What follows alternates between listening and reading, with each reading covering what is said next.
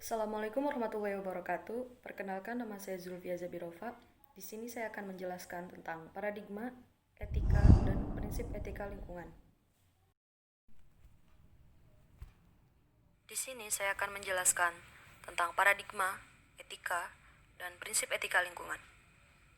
Paradigma sebagai keseluruhan kumpulan, konstelasi, kepercayaan-kepercayaan, nilai-nilai, cara-cara atau teknik mempelajari, menjelaskan, cakupan, dan sasaran kajian, dan sebagainya yang dianut oleh warga suatu komunitas tertentu. Perubahan hubungan manusia dengan alam dapat dilihat mulai dari paradigma antroposentrisme, biosentrisme, ekosentrisme, dan ekofeminisme.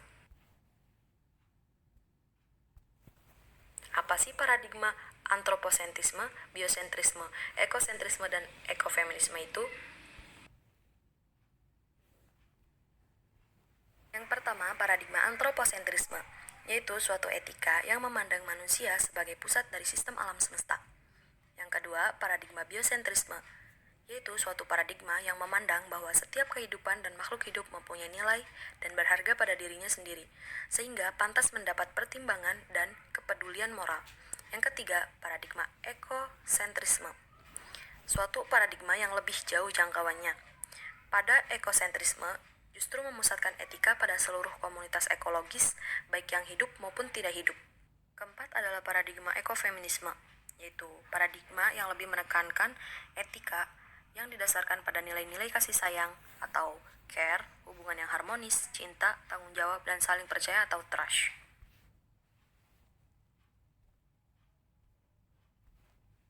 Selanjutnya adalah etika lingkungan. Etika lingkungan hidup lebih dipahami sebagai sebuah kritik atas etika yang selama ini dianut oleh manusia, yang dibatasi pada komunitas sosial manusia.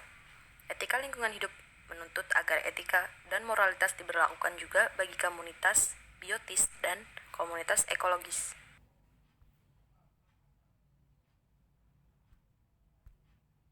Ada 9 prinsip etika lingkungan.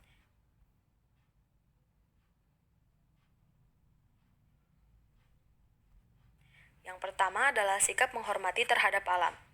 Sikap menghormati terhadap alam ini merupakan sikap dasar yang harus dimiliki oleh manusia dalam kaitannya memperlakukan alam atau lingkungan. Ketika manusia memiliki sifat hormat terhadap alam, maka manusia akan bisa berlaku bijaksana terhadap lingkungan. Dengan menghormati lingkungan pula, manusia tidak akan berbuat buruk yang bisa menyebabkan keburukan terhadap lingkungan. Namun sayangnya, di masyarakat sekarang masih sangat kurang dalam menjalankan etika bermasyarakat. Contohnya saja dalam prinsip pertama, yaitu tentang sikap hormat terhadap alam, masih banyak masyarakat yang tidak menyadari pentingnya sikap hormat terhadap alam. Contohnya saja, masih banyak yang menebang pohon sembarangan, membuang sampah sembarangan yang dapat menyebabkan kebanjiran, dan masih banyak lagi.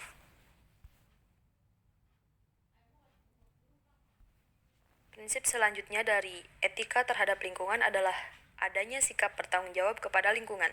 Prinsip tanggung jawab kepada lingkungan akan menyebabkan timbulnya sikap kehati-hatian dalam bertindak. Karena jika seseorang mempunyai sikap tanggung jawab, maka dia akan mempertimbangkan tindakan-tindakan yang akan dilakukannya.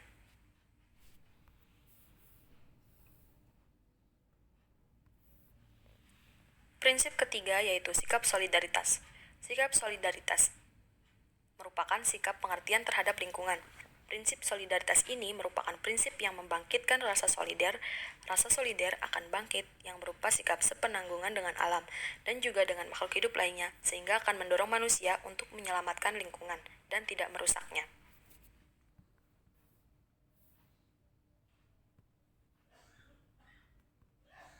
Prinsip yang keempat adalah prinsip kasih sayang dan kepedulian. Prinsip kasih sayang dan kepedulian ini apabila sudah diterapkan di diri kita, maka akan melahirkan sikap sukarela bertindak untuk menjaga alam.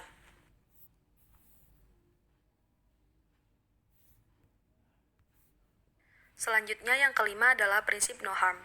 Prinsip ini merupakan tindakan yang tidak merugikan atau merusak alam. Hal ini karena manusia mempunyai moral dan juga tanggung jawab terhadap keadaan alam. Oleh karena itu, harus bisa menjaga lingkungan agar bisa ditempati dengan nyaman oleh semua makhluk hidup, baik manusia, binatang, ataupun tumbuhan.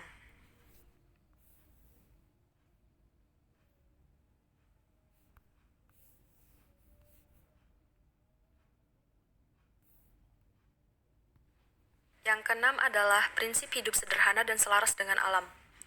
Dengan adanya prinsip ini, maka pola hidup manusia modern harus dibatasi. Prinsip ini muncul didasari karena selama ini, alam hanya dijadikan sebagai objek eksploitasi saja dan sebagai alat pemuas kebutuhan.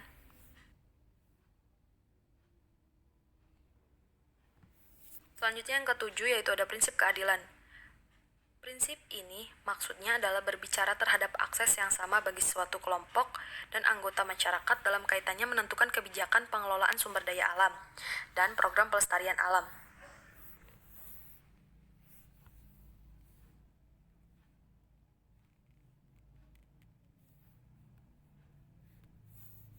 Yang kedelapan adalah prinsip demokrasi.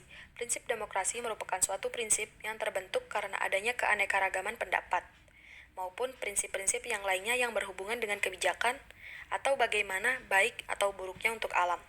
Oleh karena itu, adanya perbedaan pendapat tersebut perlu kiranya diambil pendapat yang disetujui oleh orang yang banyak atau secara demokrasi. Dan yang terakhir adalah prinsip integritas moral.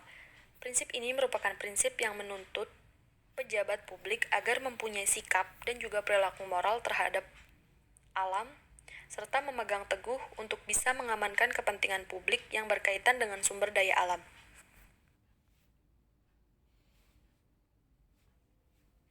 Itulah 9 prinsip yang termasuk dalam prinsip etika lingkungan.